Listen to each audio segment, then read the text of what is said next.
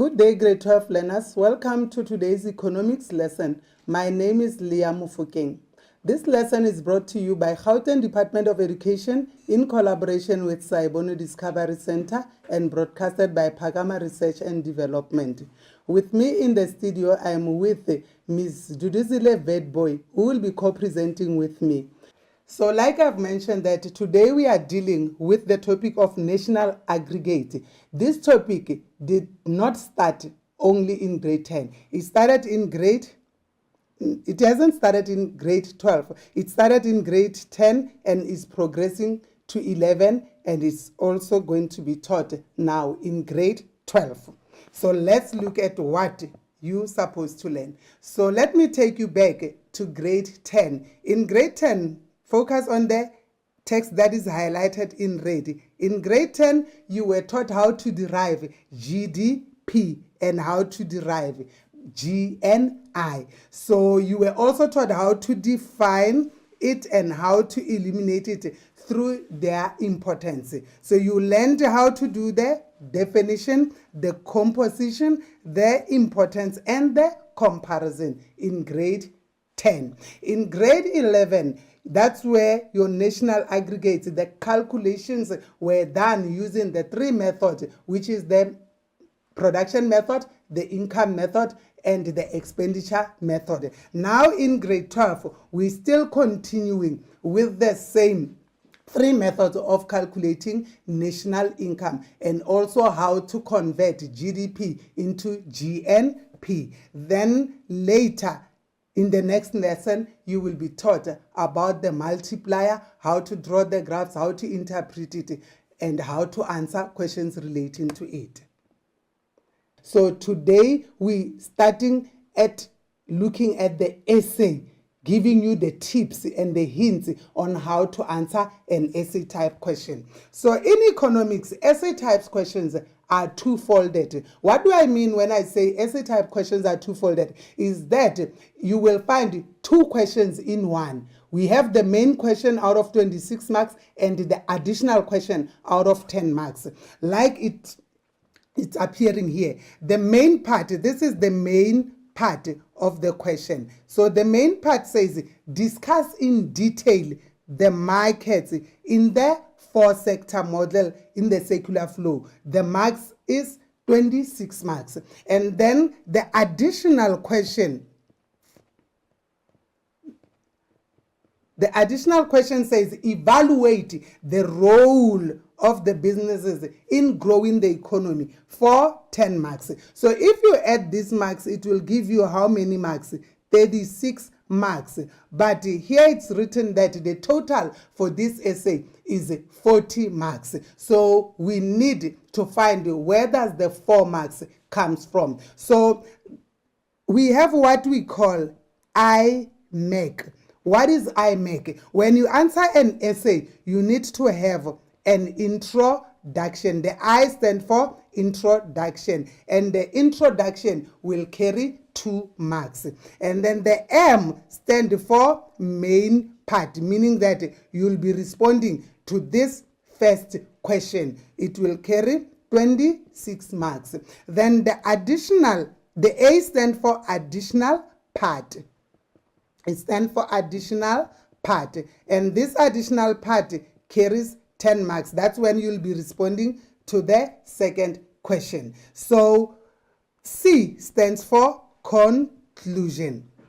So your conclusion will be how many marks? It will be 2 marks. All in all, when you add, the total for this essay will be 40 marks.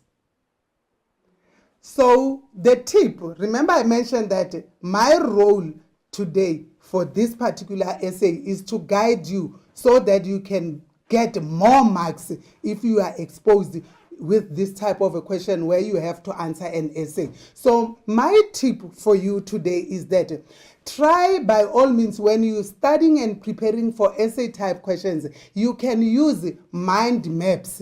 With mind maps, will help you to remember all the headings that are related to the particular essay. And I want to tell you that by doing that, you will get 8 marks If you get less than 8 marks, then we will award you marks, or your teacher will award you marks for adding examples and other subheadings. Let us look at this example. So because the essay was for you to discuss the role of markets, so you can brainstorm using mind maps. You are planning. Yesterday or during the previous lesson, when we were dealing with markets, we mentioned that in a circular flow model, we have a factor market. We also have a good market. We also have a financial market, which is divided into two, into money market and capital market. We also have foreign exchange. So what I've mentioned is that when you attend to the main part of the essay or the main part of the essay, it is for 26 marks, yes, but you will be given or awarded 8 marks. For what? For headings. This is for headings, this is for subheadings, and this will be for what? It will be for examples. So by looking at this mind map, already let's count the ticks. You have 1, 2, 3, 4, 5, 6 marks. Then it means you short of 2 marks for you to get this 8. So meaning that will be compensated with what? Examples. So this you can do it on a piece of paper as part of your rough work. Let's look at the introduction. There's one thing that I want to tell you about the introduction when you write your economics essay. Your introduction should be of a lower order. What do I mean? I mean that it shouldn't be a complicated introduction. So in economics, we don't write an essay like in other subjects whereby you'll be saying, in this essay, I'm going to discuss factor market, goods market, financial market, foreign exchange market. You will lose marks. You will only be awarded 2 marks for that. But in the main part, you won't be allocated marks for mentioning those markets because it will be regarded as a repetition of facts. So rather look at the question and define the concept in the question. So in this example, you're supposed to discuss the role of markets in the circular flow. So what you can do, you can define for us what a market is: a place where buyers and sellers meet to exchange goods and services at a certain price. You'll be given your 2 marks. You can even define the term circular flow. You can mention that it shows a flow of money, income, expenditure, and production between the participants, and you stop there. You'll be given your 2 marks. But the moment you mention the markets, the factor markets, the foreign exchange markets, you will lose money. You lose marks in the body. Okay, so here we also have examples, other examples apart from what I've mentioned. The economy of a country is regarded as an open economy because of the presence of the household, producers, government, and the foreign sector, as well as the financial sector, as active participants in the economy. By just mentioning this, you will get a simple 2 marks. Or you will mention that markets link the participants in the economy. You will be awarded, the maximum is 2 marks. Okay, let's move to the main part of the body. Product market, you mention it, or you write good market or output market, you'll be allocated that 1 mark that I mentioned, that for the headings, subheadings, and examples, you will be awarded 8 marks. So we will give you 1 mark here. So let us look at the other facts. So if you mention that at the product markets, that is where consumer goods and services are sold, it's fine. You will be awarded 2 marks. Make sure that everything that you write in bullet or point forms, and it's in full sentences. Then you'll get your 2 marks. You can also mention that goods are defined. You can define what is a good. Goods are defined as tangible items such as food, clothes, cars that satisfy human wants or need. For mentioning that is another 2 marks. But if you just say examples of consumer goods are food, clothes, cars, we will only give you 1 mark for the examples. We won't give you 1 mark for food, 1 mark for clothes, 1 mark for cars. We will give you only 1 mark for showing us that you know the examples of consumer goods. But point number 2, this one, it qualifies for 2 marks because the sentence is a full sentence. So you can also mention that at this particular market, that is where the buying and selling, this is important, that is where the buying and selling of goods are produced in the market. You can also mention that that is where capital goods are sold. This is a market for trading of buildings and machinery, equipment, raw materials, etc. You can also mention that consumer goods, this is a market for trading of durable goods. You can mention that, yes, they are selling consumer goods, but they are selling durable ones. Durable can be what? It can be cars. You will be given an example for giving us an example. Then you can also mention that they are selling what? Semi-durable, which can be what? For example, it can be clothing. They are also selling non-durable consumer goods which do not last for a longer period of time. You learned this in grade 10. This can be what? It can be food. So if you provide examples, you qualify for 1 mark. So make sure that when you explain, you elaborate and provide us with what? With examples when you write essays. Again, remember at the product market, they are selling also goods and services. You need to also talk to services. So what are services? Services are defined as non-tangible actions and include what? Include wholesale and retail, transport, and financial market. So you will be awarded 2 marks for that. Let's move to the factor market. You can call it a factor market or resource market or an input market. So mention that this is where households are selling what? Factors of production. And these factors of production, they earn an income. Rent for natural resources, wages for labor, and capital will get an interest, and then that is profit for entrepreneurship. Mention that at this particular market, because they are selling factors of production, this also includes labor. We have labor market. We also have property market. Remember, we have natural resource. Natural resources, property can be built on the land. Okay, and we also have financial market, because remember, entrepreneurs can use either own capital for the business or borrowed capital. That is why don't be surprised to see the financial market. That is where entrepreneurs will buy, they will get borrowed capital in the form of loan. Hence, it is part of the factor market. It's the market where services of production are traded, e.g. labor is hired and also capital is borrowed. This is what I have mentioned. At the labor market, that is where labor is hired. So these services earn wages, interest, rent, and profit, like I've mentioned.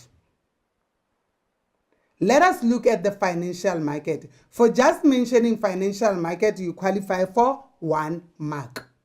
You should mention what is exactly happening in this market. You will mention that they are not directly involved in production, but they act as a link between households, the business sector, and other participants with surplus funds. We know that businesses need money to operate. So that is where they will get money. They will borrow from financial sector. We know that there are households whom, before they can buy something, they need to borrow money. So that is why we're saying that the financial market is a link between households and the businesses. And it can also be a link between the government, even foreign sector. We know that government can borrow money from financial markets. So the market, in this market, that is where, remember, in the previous lesson, I mentioned that we have a money market and capital market. So it offers short-term financial asset and the long-term financial assets. So you need to know that short term will refer to money market, long term will refer to capital market. So the financial market consists of capital market and money market. You will get a mark for that.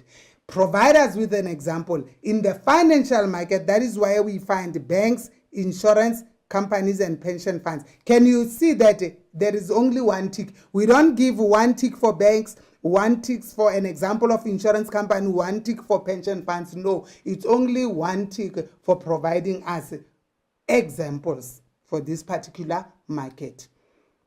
Then let's look at the money market. Remember I said the 8 marks, it's for subheadings and headings. So money market is a subheading for financial market. Capital market is a subheading for financial market. So you will get marks for mentioning money market. So that is where we get short-term loans and very short-term funds are saved and borrowed by consumers and businesses. 2 marks, it qualifies for 2 marks. So the products sold in the market are bank debentures, treasury bills, and government bonds. But if you just said e.g. bank debentures, if you wrote it just like this, if it wasn't in a full sentence, we'll just give you 1 tick. So try by all means to write in full sentence so that you qualify for 2 ticks. The simplest form exists when parties make demand and short-term deposit and borrow on short-term. So you can deposit money for a short-term, you can even borrow money for a short-term in this particular market. In the previous lesson, it was alluded that the South African Reserve Bank is the key institution in the money market. You'll get your 2 marks for that. Let's look at the capital market. You have your 1 mark here. Then you should mention what is happening in this market. In the capital markets, long-term funds are borrowed and saved by consumers in the business sector. What is the key institution here? It is the Johannesburg Security Exchange, another 2 mark. What products are sold here? Mortgage, bonds, and shares. But if you just wrote e.g. shares, you will get 1 mark. So we're trying here to show you how you can accumulate more marks if you write in a full sentence. Remember that rule. Foreign exchange market is a heading, 1 mark. It deserves 1 mark.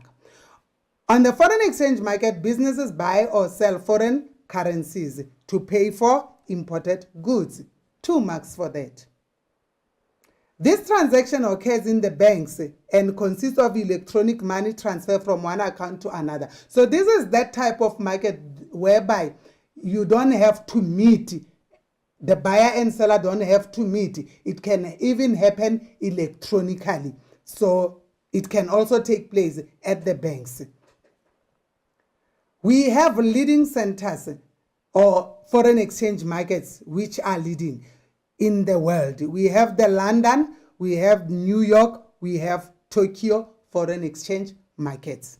2 marks because still it's in a full sentence. But if you just said e.g. Tokyo foreign exchange market, will give you only 1. For example, at this market, you could also get traveler's checks to travel abroad. You can also add flows. I know that the question said discuss the role of markets. You can also add flows which are found in these markets. Let me show you an example. There's a flow of private and public goods and services which are real flows, and they are accompanied by counter flows of expenditure taxes on the product market. So we know that when goods and services are sold, there is also tax that should be paid. So goods and services is a real flow, but taxes, expenditure on taxes is what? Money flow. Factor services are real flows and they are accompanied by counter flows of income on the factor market, which are money flows. I mentioned that. Imports and exports are real flows and are accompanied by counter flows of expenditure and revenue on the foreign exchange market. Remember, when we buy imported goods, that is an expenditure we need to pay. And then when we sell exported goods, we receive what? Revenue. These are the flows. So let us quickly look at the additional part before we move to the national account aggregates. So the additional part, it's of a higher cognitive level. That is where you need to apply your critical knowledge. You apply what you learned. The question said, evaluate the contribution or the role of firms in growing the economy, in making sure that the economy is growing. So when you see the word evaluate, you can either give us the positive role of the firms, or you can give us the negative role which the firms are playing in the economy. So there's no limit. You can give us, because it's 10 marks, you can give us 5 positives or 5 negatives, or you can give us either 3 positives or 2 negatives. It doesn't matter. There's no rule when it comes to that. Let us first look at the positive role.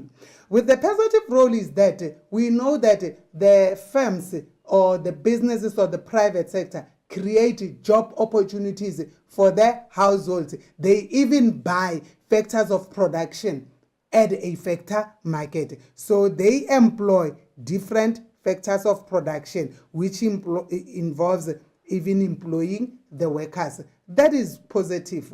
Let us look at it further. If they are employing workers, they buying labor from the factor market, it simply means that they will have to pay wages and salaries to the labor that they have hired. That means national income will increase because of the wages and salaries. So these employees will have money to spend on goods and services. And spending, make no mistake, spending is good for the economy. Another positive fact, they also develop new products and services. Firms can be creative. They can create new products so that our needs are satisfied, our preference and tastes are satisfied. For example, in response to increased demand for coffee, firms have opened new stores to cater for the new demand. 2 marks for that. They can also involve offering new services such as home delivery by supermarkets. That's also positive for the economy. But because this example is in a full sentence, it will qualify for 2 marks. Another positive, firms invest in capital and new technology to improve productivity in the economy. When they invest in capital and new technology, that is real investment. Investment is an injection in the economy. When they improve productivity, this ultimately will mean that economic growth rate will raise. And then if it improves higher living standard, it means that there will be economic development. So it starts with economic growth and then economic development will follow. Firms provide goods and services for consumers which have enabled greater specialization in the economy. So let's look at the negatives. Okay, I said there's no limit to how many positives you can give us. Let us look at the negative role. The negative role that businesses are playing is that they can cause negative externalities. They can cause what? Pollution, air pollution, water pollution, noise pollution, etc. And this can also lead to loss of natural resources, loss of even biodiversity. That is negative, qualifies for 2 marks. And then firms with monopoly power, where there is only one supplier, can charge excessive prices and cause inefficient allocation of resources. That is also negative. Firms which are publicly owned and supplying essential services may struggle to increase profits, which can lead to regular bailouts from the state. Businesses like what? South African Broadcasting Services, SABC, like South African Airways, like Eskom, they are providing essential services, but they are currently struggling to make what? Profit. As a result, they rely on the government for bailouts which could have been used for something else. So they are now used to make sure that these companies keep on operating. That is also negative to the economy. Let us look at the conclusion. That is how you will earn your 10 marks. Don't limit yourself to the textbook. You need to think outside the box when answering the additional part of the essay. So let us look at the conclusion. The conclusion should be of a higher order. I want to emphasize this. I mentioned that your introduction can be of a lower order, but the conclusion should be of a higher order. If it's not of a higher order, it's too simple. You won't be allocated full marks, or you will not be allocated, you won't be awarded even marks. So let us look at this example. The circular flow ensures continued interdependence and coordination of the economic activities in the economy. That qualifies for 2 marks. Or you can mention that markets are a critically important institution in our economic system because they regulate supply and demand, and they safeguard stable prices and confidence amongst business people. So let me give you a final tip when it comes to conclusion. Do not write that as your conclusion. Refrain from writing that in this conclusion. I have discussed the factor market, I have discussed the product market, I have discussed the financial market. You won't get marks because that information already was included where? In the main part of the essay. So you rather write a full statement which was not included in the main part and additional part, but which is relevant to the essay. Or you rather give your own opinion. What is your own opinion with regard to the roles of firms in growing the economy, or your own opinion with regard to the role of markets in an open economy. So do not repeat facts which were written in the body. So this will qualify for 2 marks. A very good morning to you, ladies and gentlemen. I am Duduzile Vetboy, and we are going to be doing the National Account Aggregates. Right, before we get to the definition of what the National Account Aggregates are, I am going to go with you through the some of the terminologies that we are going to be focusing on in today's lesson. Right, the first one is going to be the basic prices. Now, when you speak about basic prices, these are the prices that are going to include taxes on production and exclude subsidies on production. However, I will be explaining this at a later stage. And then we are also going to be focusing on GDP, which is gross domestic product. And this is the total value of the final goods and services that are produced within the boundaries of a country. And this means that this value is going to include the final products that are produced within the borders of a country by either the permanent residents or the non-citizens of that particular country. And then when you go to the next terminology here is going to be gross national product.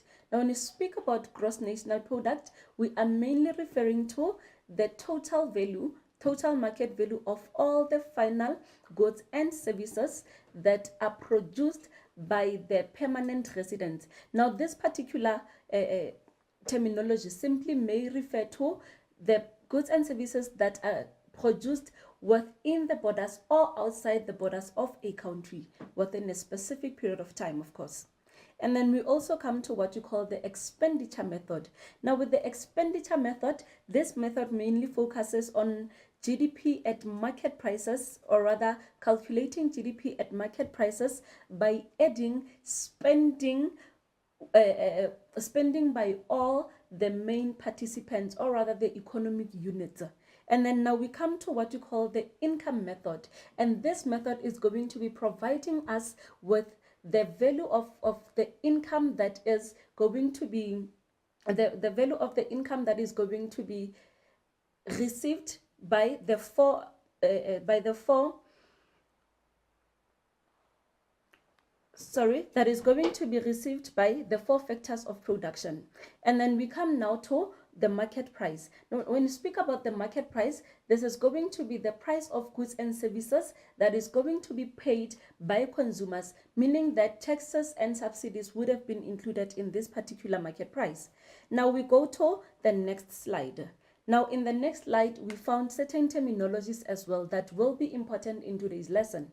The first one that we come across, it's going to be subsidies on production. Now, with subsidies on production, will refer to the subsidies that are not linked to specific goods and or services. It could be an example of what? Of subsidies on employment.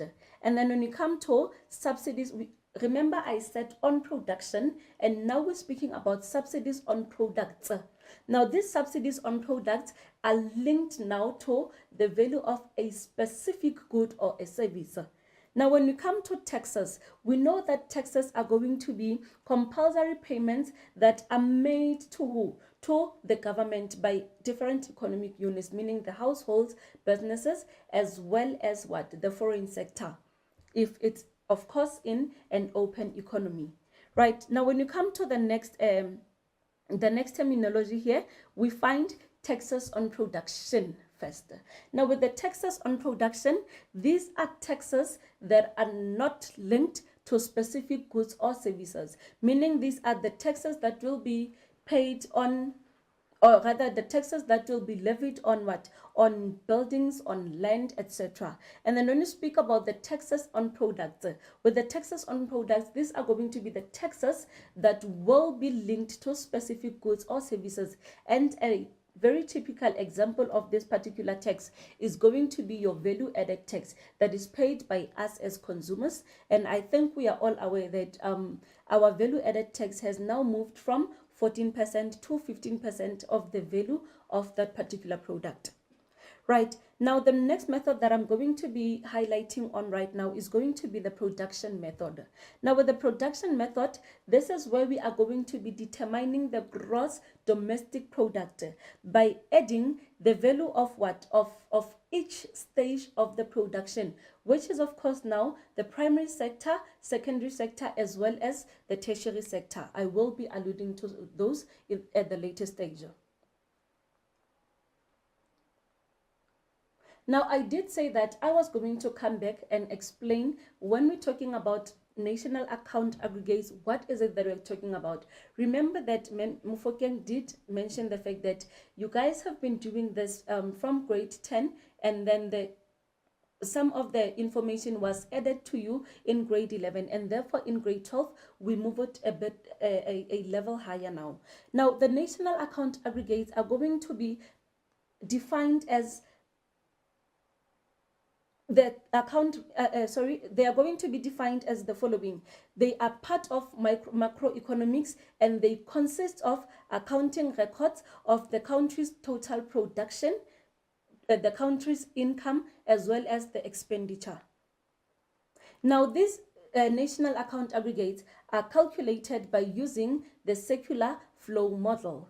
Now, we can bring to the circular flow model to life by translating the illustrated flows into real amounts and the amounts that we find in our national accounts. Remember, in our circular flow model, we did mention that we have real flows and money flows. Now, in this case, I'm referring to the money flows.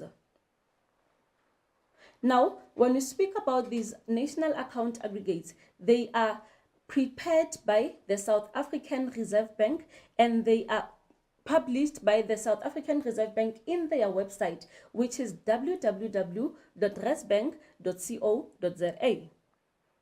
And then we say also that these estimates are generally presented in line with the classifications and definitions recommended by the United Nations System of National Accounts, which is the SNA.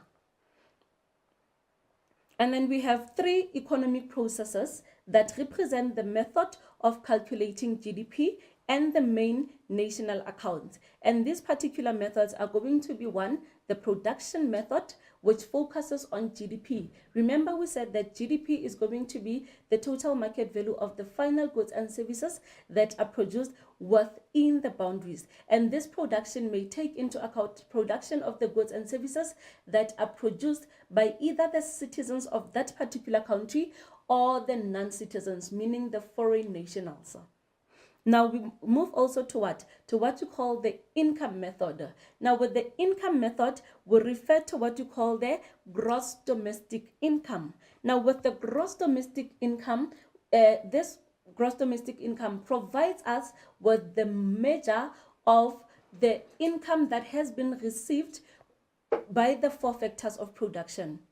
Now, the next one is going to be the expenditure method. Now, with the expenditure method, it refers to gross domestic expenditure, which is going to focus on the value of the expenditure by the four economic units, which is the consumers, which is the government, investment, as well as what? As well as the foreign sector. I will be explaining when I get to this particular method.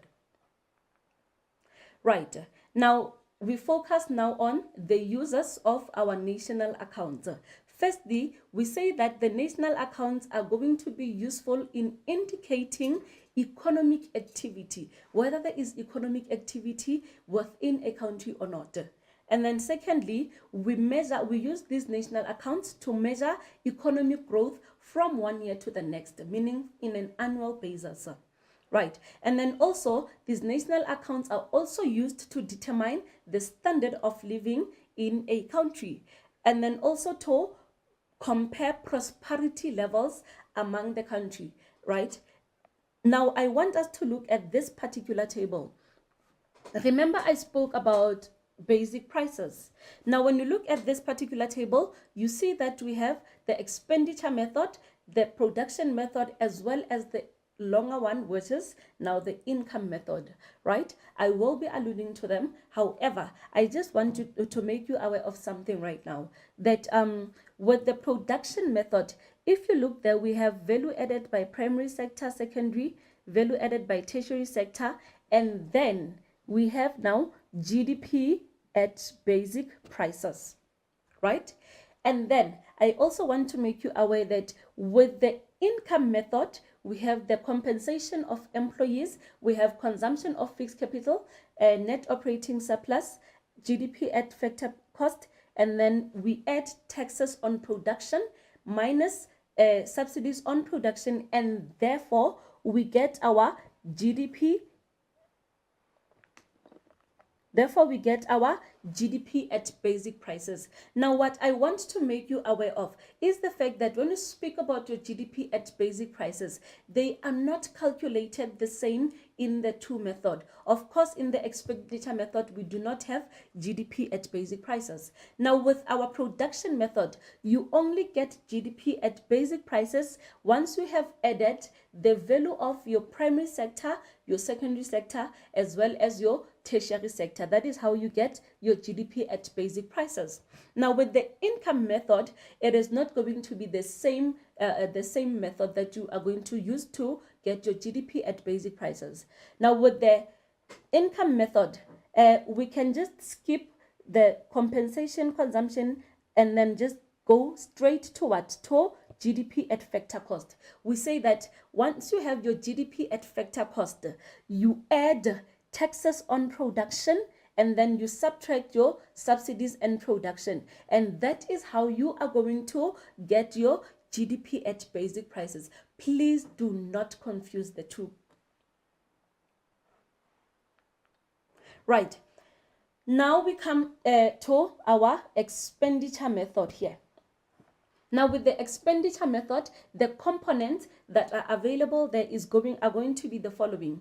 We have consumption expenditure by households, which is normally elaborated by using letter C, which is consumption expenditure by households simply refers to what? Simply refers to the money, or rather the value of the the money that is going to be used by households to purchase goods and services.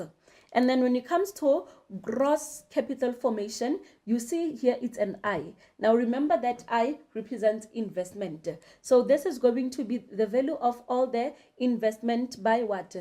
By any of the economic units, especially here, especially the business sector, right? And then now we come to consumption expenditure by the general government.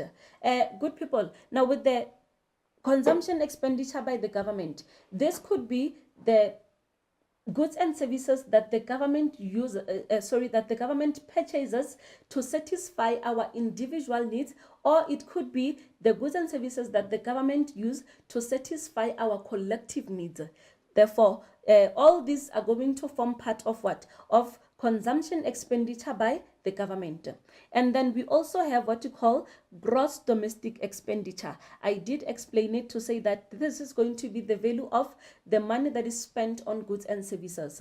Now you get that after combining the three, right? And then we say here plus the value of exports.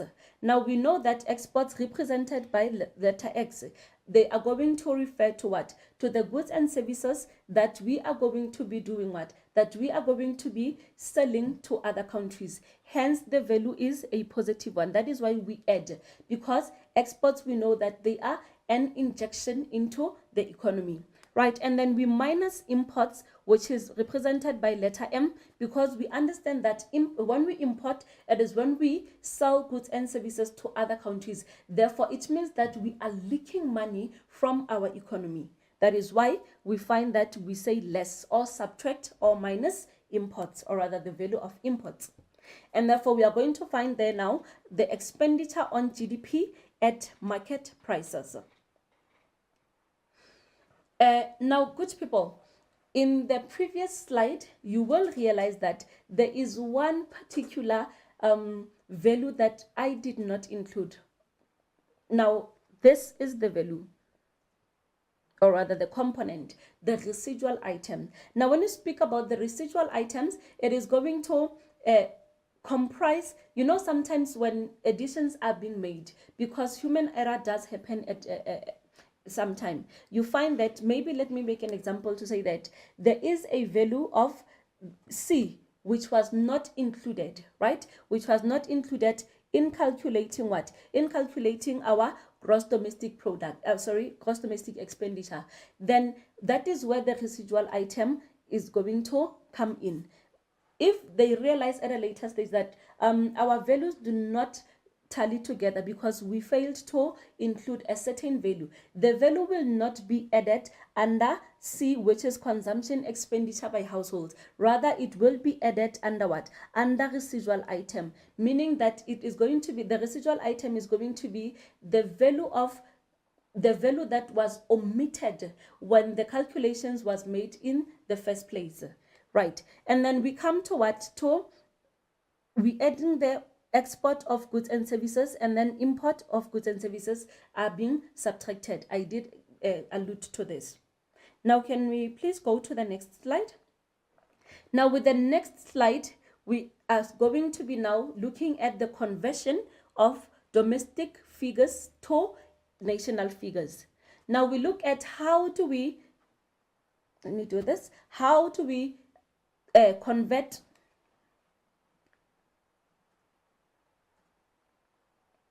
let me do this, thank you. Like, we are going to look at how do we convert GDP at market prices to what? To GNI at market prices. Now, in order for us to go from GDP at market prices to gross national income at market prices, we are going to add here, we are going to add factor income that is earned abroad by South Africans, and then we are going to say subtract factor income that is earned in South Africa. Now, this factor income that is earned abroad by South Africans, it could be an example of maybe me going to China, for example, to offer my teaching services, and then the income that I would have gotten from China is going to be added into this particular figure. Now, when you say less factor income that is earned in South Africa, it would mean that this one can be by permanent residents, by the permanent residents or non-residents of our particular country.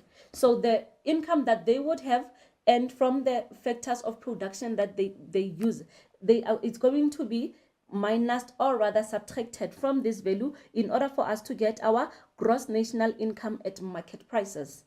Therefore, for you also to go from GNI at market prices to GDP at market prices, you will just say this time, you say plus this value of factor income earned in South Africa, and then you minus factor income earned abroad by South Africans. That's how you do it.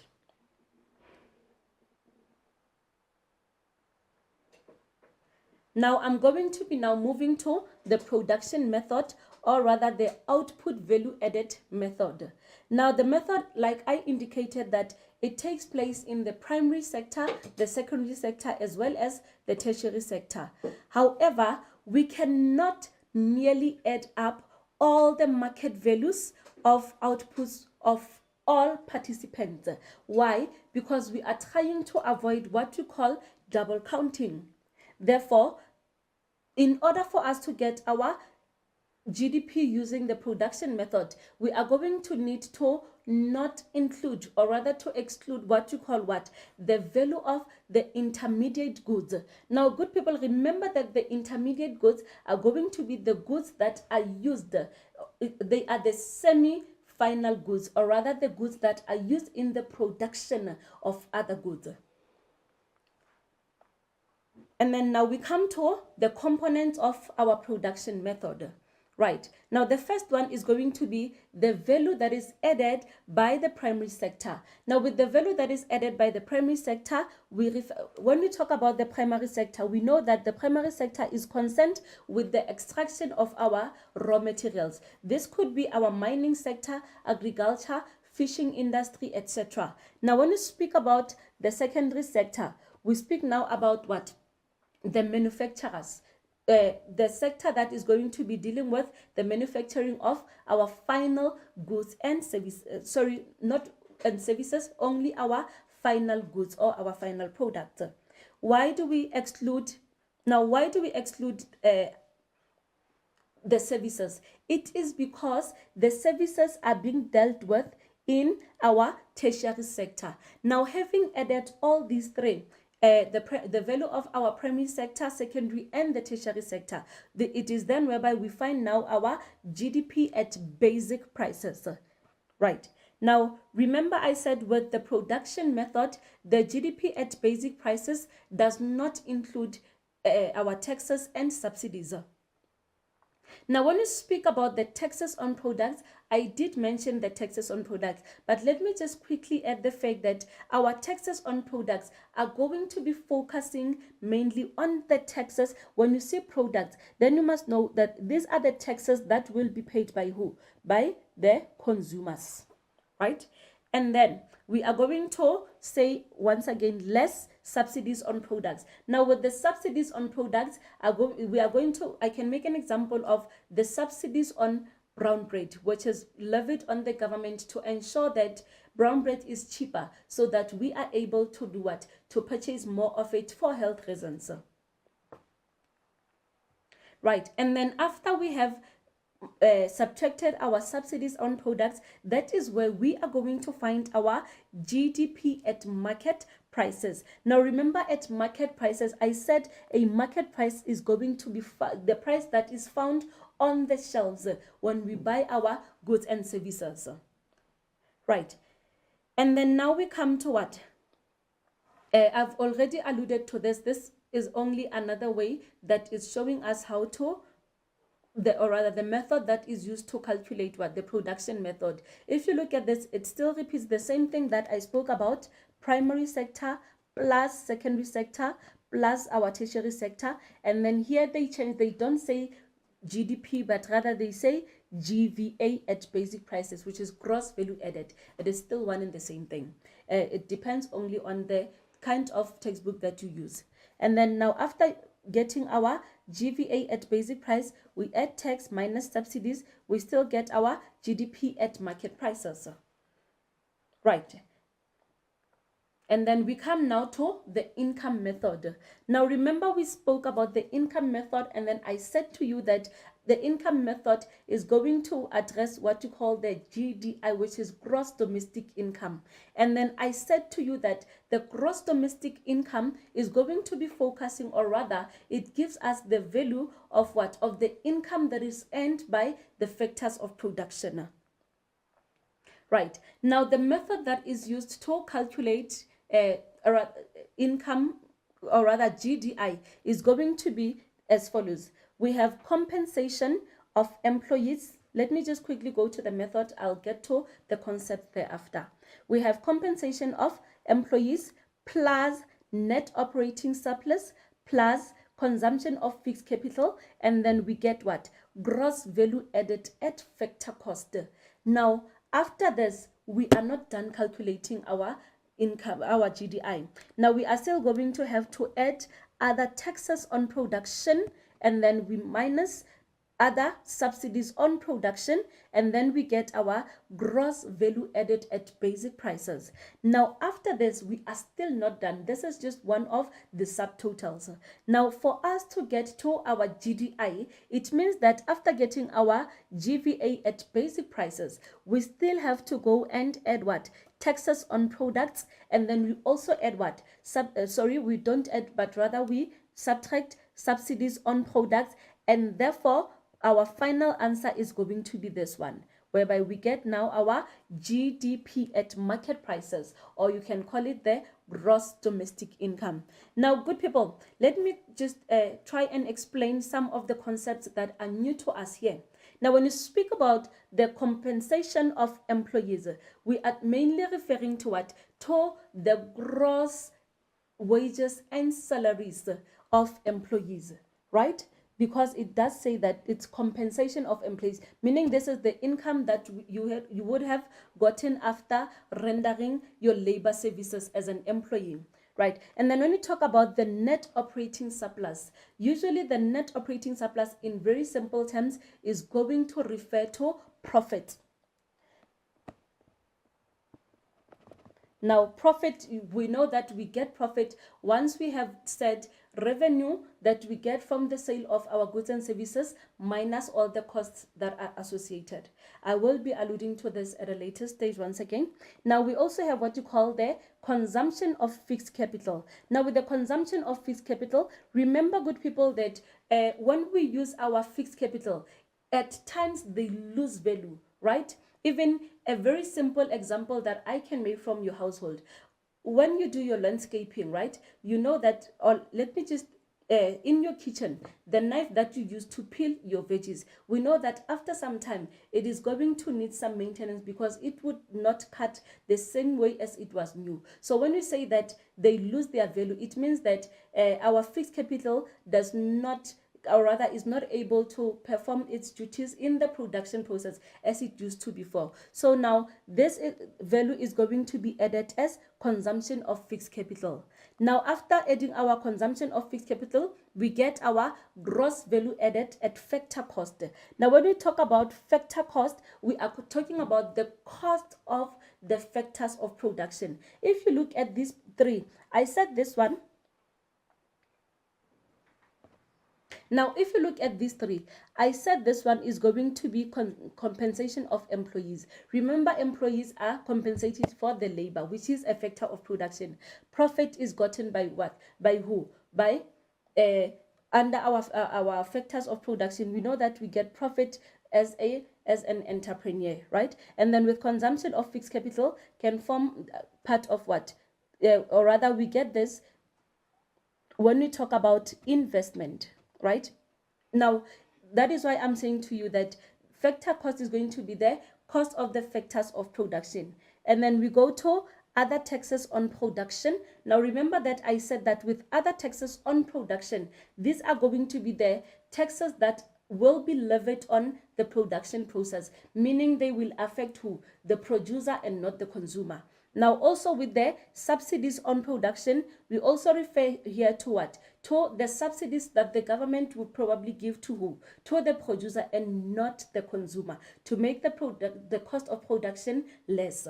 Now, I did make an example to say that under taxes on production, we may look at taxes on employment or subsidies on employment, right? And then we did speak about the basic prices. I explained that. Now, with taxes on products, remember I said that these are the taxes that will be levied on who? On the consumer, right? Because these are linked to the specific product that we will be purchasing at a particular price, right? And then now with subsidies on products, these also benefit who? The consumer rather than the producer. Because now we make an example of what? Subsidies may be on what? On imports and exports. This can be an example of subsidies on products, sorry. Now I want us now to quickly move to our next slide. I did explain compensation of employees, net operating surplus. I just want to highlight something from this. Now, with our net operating surplus, we say that it includes the value of the goods and services that are produced minus the cost. Now, this value is going to be what? Our revenue that I spoke about in the at an earlier stage. Now, the cost has got three elements. This is what I wanted to come to. Now, the three elements that I'm talking about is going to be one, the cost of intermediate goods and services. Remember I said that our intermediate goods are the goods that are used in the production process, or we can also call them the semi-final goods. Now, these costs are going to be minus, or they are going to be subtracted from what? From the revenue that we would have gotten, right? And then we come to what? To the cost of remuneration of employees. This is going to be the cost of what? Of the salaries and wages that are used to pay what? To pay who? To pay the employees, right?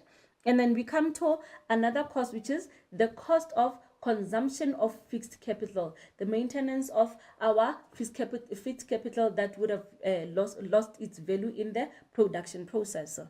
Right. Now, it says here that the net operating surplus shows profit and surpluses before taxes or before taxation, right? So this is going to bring us to the end of our national income aggregates for today. However, before I leave here, I just want to quickly emphasize something. Remember that it is important for you not only to know the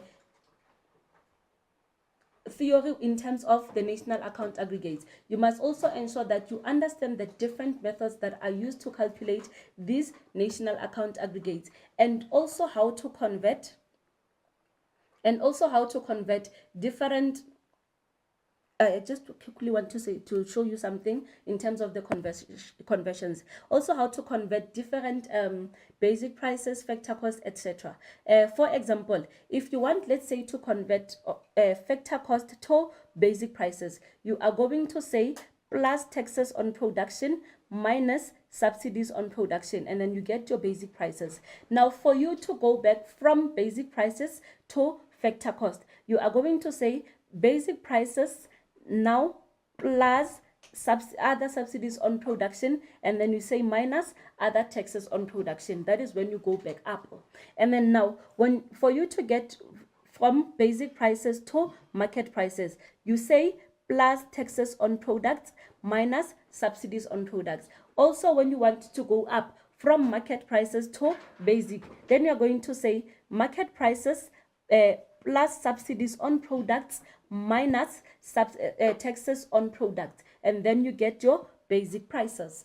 Also, if you want to go from factor cost to market prices, you are going to be using the very same method, but however, this is longer because you have to get to basic prices and then continue up until here. Now, also for you to get from market prices to factor cost, it means that you are going to change these signs a positive will be a negative and negative will be a positive.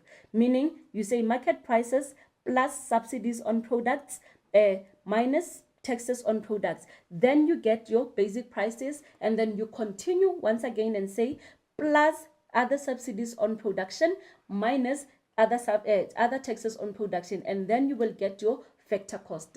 Now, good people, this brings us now to the end of our lesson today.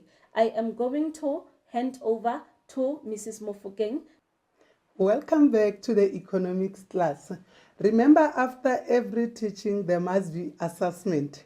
So my role now is to take you to different types of questions that are asked in economics. So always learn to go through different types of questions after you have been taught a certain particular topic, so that you can check if you have understood what was taught and what was learned. Let us firstly look at this type of a question. This is called what? Multiple choice. So if you are given a multiple choice question, make sure that you make one choice. Out of these options, we have option A, B, C, and D. Out of the 4 options, 1 is correct. Never, never, never leave a blank space. Make a choice. And you're not allowed to make a choice like you say A or D. You are guessing, so you won't get marks. So let us look at this particular question. Consumption of fixed capital is used to calculate GDP at what? You are given basic prices, you are given market prices, you are given selling prices and factor cost. So Ma'am Vetboy took you through the 3 methods of calculating GDP. So where you are seated, you know the answer. So the answer is number D, at factor cost.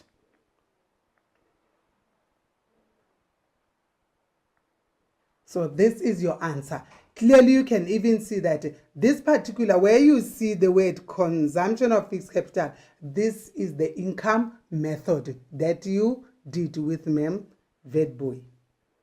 Let me take you through another question. Okay.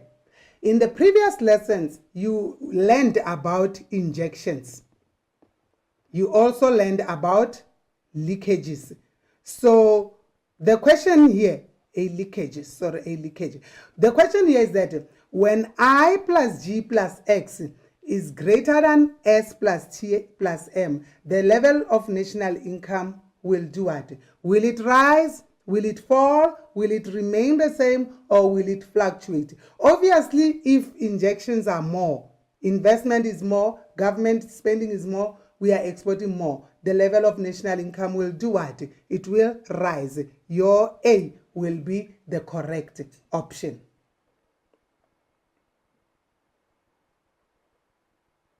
Let's move to another question related to what you learned today. Taxes and subsidies on what? We don't know. On what? Are considered when calculating GDP at basic prices. So the obvious and possible answer here is B. So when we calculate GDP at basic prices, Ma'am Vetboy taught you that taxes on production will be added.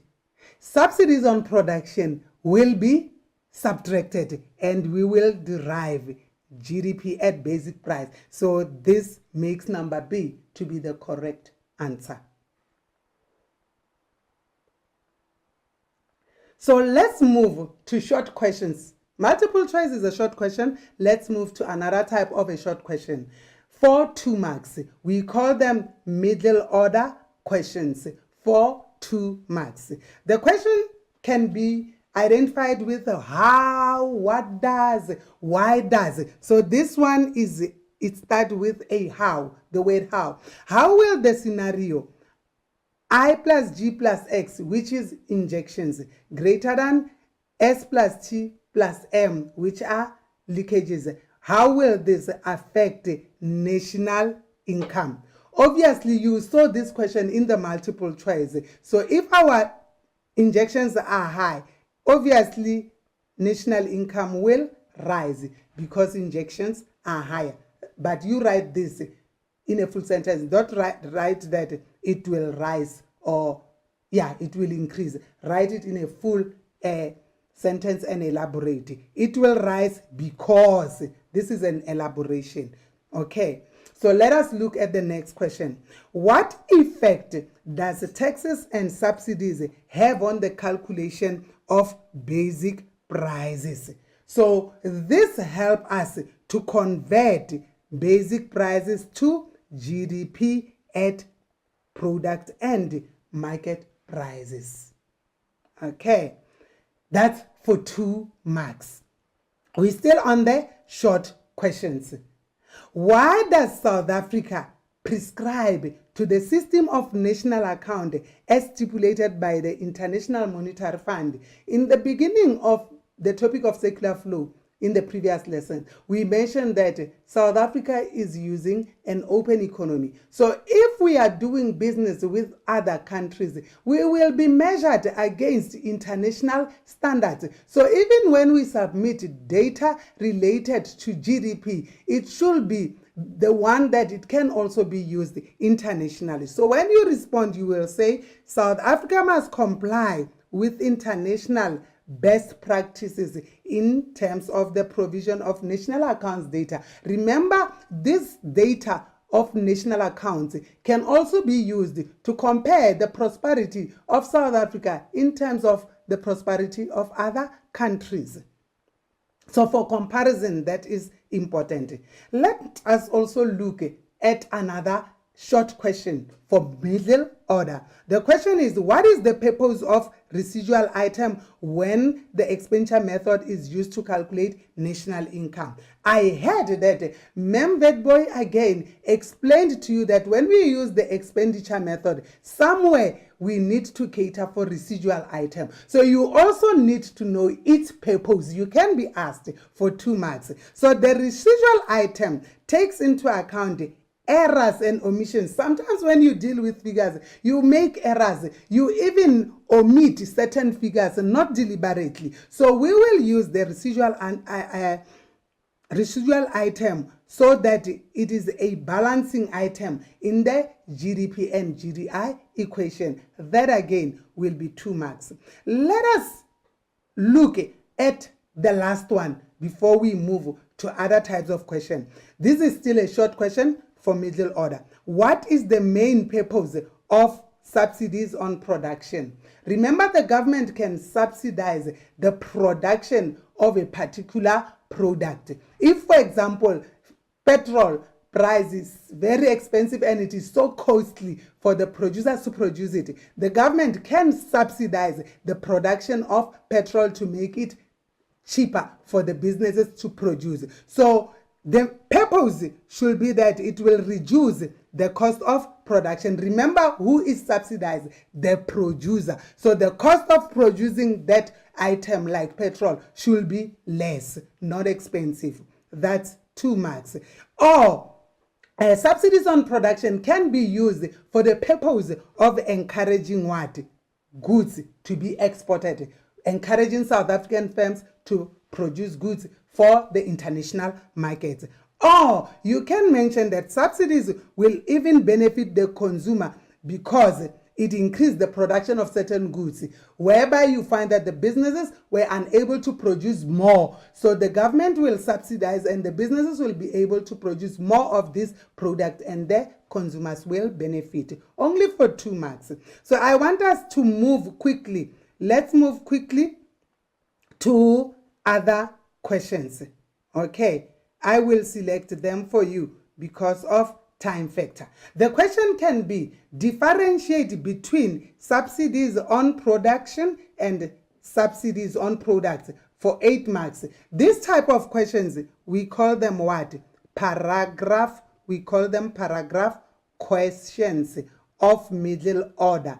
Okay, the answers can come from your textbook, from what you learned previously with Mem Vetboy. Because it is differentiate between subsidies on production, you should give us 2 points for that, and then 2 points for subsidies on production. So it will be 2 times 4 equals to 80. Let's quickly look at subsidies on production. You need to describe what that is for you to qualify for a 2 mark. A production subsidy is a payment made by a government to firms in an industry based on the output of production. It is a sort of grant that the government will give to a business. Okay, remember, to lower the cost of production. So subsidies on production is used to stimulate output for a good due to its strategic importance. Another 2 mark. Still on that one, you can even give us an example to say employment subsidy, whereby the government wants to stop a retrenchment of workers to encourage job creation. The government can offer employment subsidies. That you can also add. The answers are not limited to what I've mentioned. So you will get your 2 marks for each bullet, but only 2 bullets.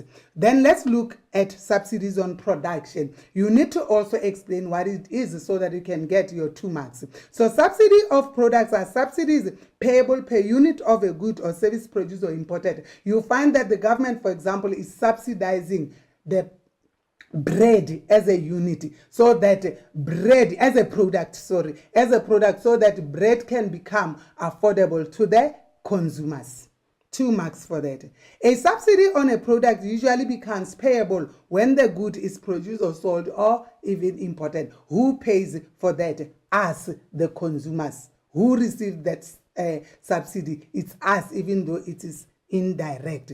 The subsidy may be specific amount of money per unit, but remember, you won't get 6 marks because you gave us 3 points. You should give us 2 points for you to qualify for 4 marks. And then for subsidies on production, you'll give us 2 points, and you will also qualify for 4 points. So it will be 8. I want to select one higher order question or 2, then we move to data response question due to time factor.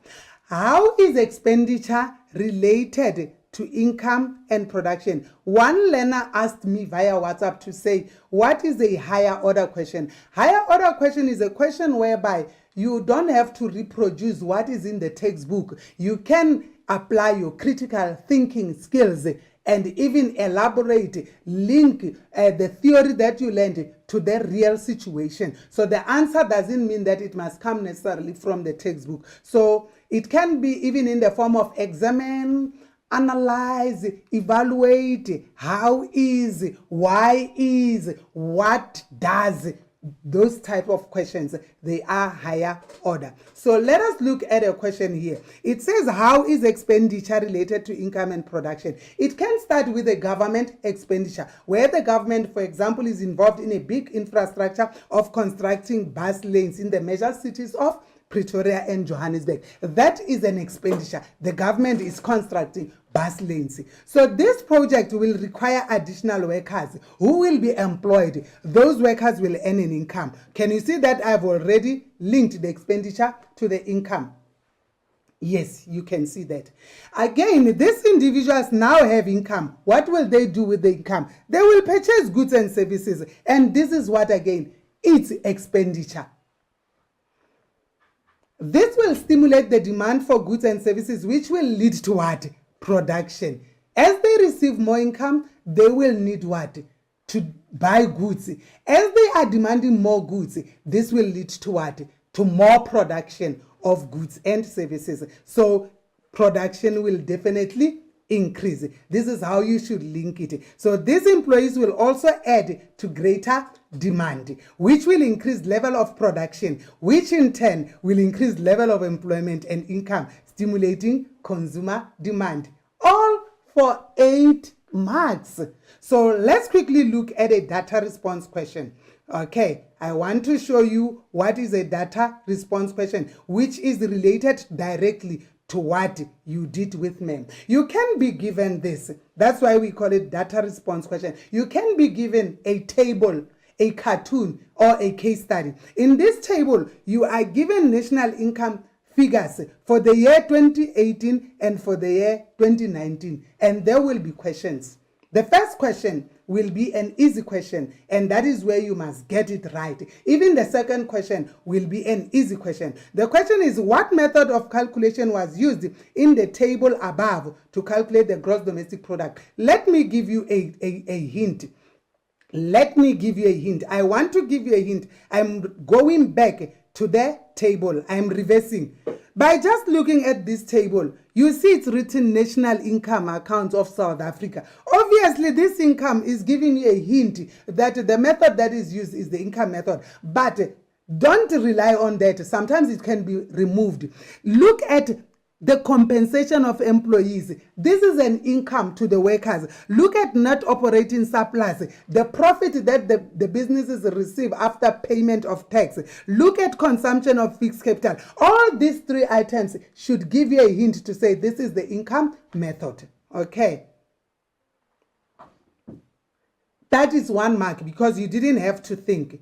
The other question says, name the missing item labeled A. Let's go back. Let's reverse. Let's go back to the table. Let's go back to the table.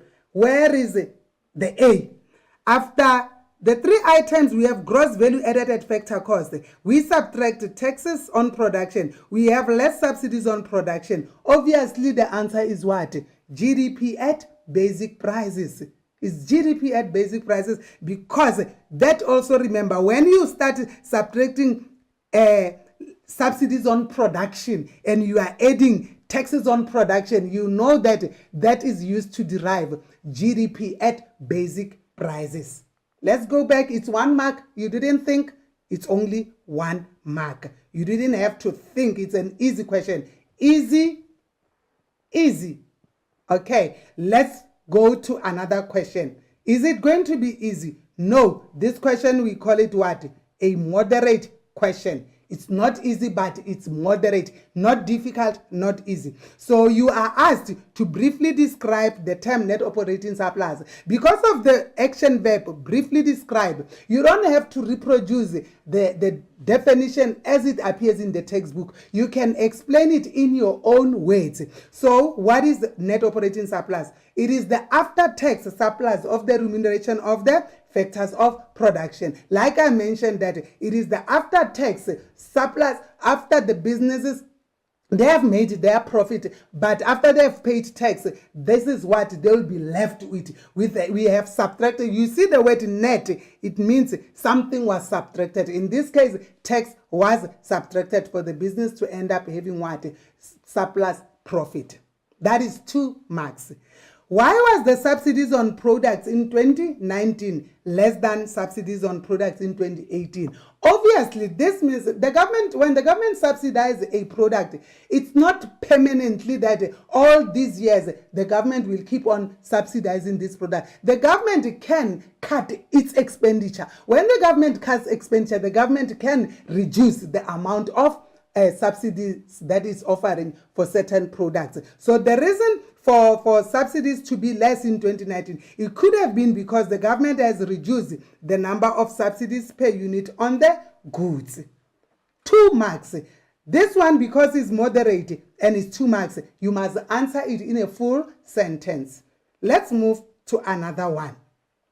Calculate the compensation of employees as a percentage of GDP at market price in 2019. Let's go to 2019. You calculating the compensation. Where is the compensation? This is the compensation, 2,418,544. And then you have to make this figure be a percentage. Surely in mathematics or mathematical literacy, they have shown you to convert raw figures. This is a raw figure. They have shown you how to convert it into a percentage. You're going to use this figure to divide it with GDP at market price for 2019, this 5,077,625. You will divide 2,418,544 with 5,077,625. You divide and you multiply by 100 over 1. Then you will get your answer. The reason why we are saying that you need to show all your calculations is because for the division part, you'll get only 1 mark. And for multiplying with 100 over 1, you'll get another mark. And for giving us the answer, correct answer, you'll get 2 marks. But if you give us the answer only, you don't show us all the steps, you will get what? You will only get 2 marks. So make sure that you don't forfeit marks. You do what? You show us the steps and the calculations. So we have different types. We also have one example here of a data response. This type, you can be asked for question 1, for example, as an easy one. Which method was used? Remember, boy taught you that where you see primary sector, secondary sector, tertiary sector, then you know that this is a production method, or value added, or GDP in bracket P. So which year is currently used by the South African Reserve Bank as a base year? Currently, the South African Reserve Bank is using 2015. We are no longer using 2010 as a base year. So they say calculate gross value at A. When you calculate gross value at A, let's go back. I'm revising. I'm reversing. Sorry, I like reversing. I'm reversing.